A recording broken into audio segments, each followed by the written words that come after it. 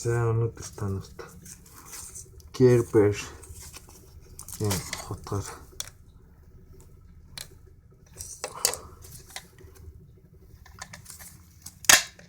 гал асагч дотог. Тэгэхээр салбидаг удагатай явж байхад салбидаг хэрэг болдог. Вазлин гэдэг тос ус байдаг. Мэдээж та хөдөө явж байгаа тохиолдолд хуурай моднуудаа ханаас ч гэсэн хуурай мод олоод бэлтчих боломжтой. Моднуудаа тавина. Вазлинаас хуруунд жоох аваад таглалчихна. Одоо гэртээ галсаж үзэж байгаа учраас модны хэрэг байхгүй.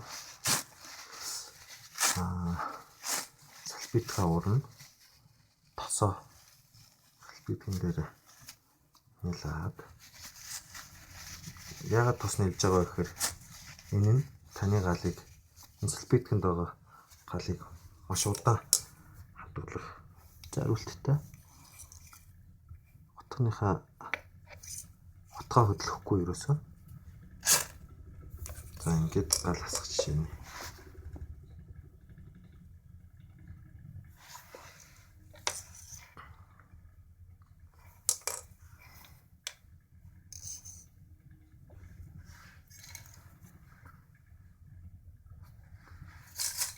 Ингээд галаад болж болно.